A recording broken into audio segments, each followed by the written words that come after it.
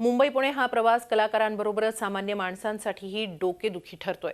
या प्रवासादरम्यान हा रस्ता केवळ ट्रक चालकांच्याच मालकीचा आहे की काय असा सवाल अभिनेता सुबोध भावे यांनी केलाय। आपण टोल भरून सुद्धा स्वतःच्याच जीवाशी खेळत असल्याची खंत अभिनेता सुबोध भावेनं सेल्फ व्हिडिओच्या माध्यमातून त्याच्या फेसबुक अकाउंटवर शेअर केली आहे। 2-3 वर्षांपूर्वी याच मुंबई पुणे हायवेवर अभिनेते आनंद अभ्यंकर आणि अक्षय पेंडसे यांचा बळी गेला होता। याची आठवण देत हायवेवर चालणाऱ्या बेशिस्त कारभारात काहीच फरक पडला नसल्याची खंतही सुबोधनं या व्हिडिओच्या माध्यमातून व्यक्त केली आहे। पुण्याला प्रवास करतो एक्सप्रेस हायवेवरनं आणि आजचा माझा अनुभव फार विलक्षण असा, आयुष्यभर स्मरणात राहील असा, सद्गतीत करणारा होता।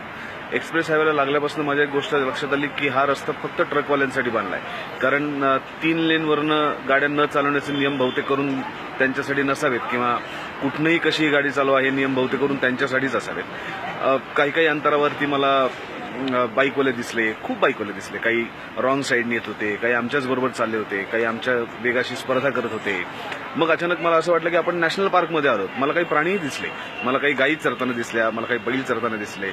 आणि मग लक्षात आलं की ह्याच महिन्यात 2-3 वर्षांपूर्वी आमचा अत्यंत जवळचा मित्र आनंद अभ्यंकर आणि अक्षय पेंडसे यांचं इथेच अपघातात निधन झालं। अनेक लोकांचे जवळचे नातेवाईक गेले असतील, आईवडील गेले असतील, मावशी गेली असेल, काका मित्र गेले असतील, मुलं गेली असतील, पण तरी सुद्धा आम्ही अजून सुधारलेलो नाही आहोत। आम्ही अजून त्याच पद्धतीने हा एक्सप्रेस हायवेचा कारभार आखतोय, टोल भरतोय आणि स्वतःच्या जीवाशी खेळतोय।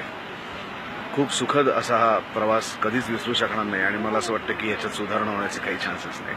असो, जय हिंद, जय महाराष्ट्र।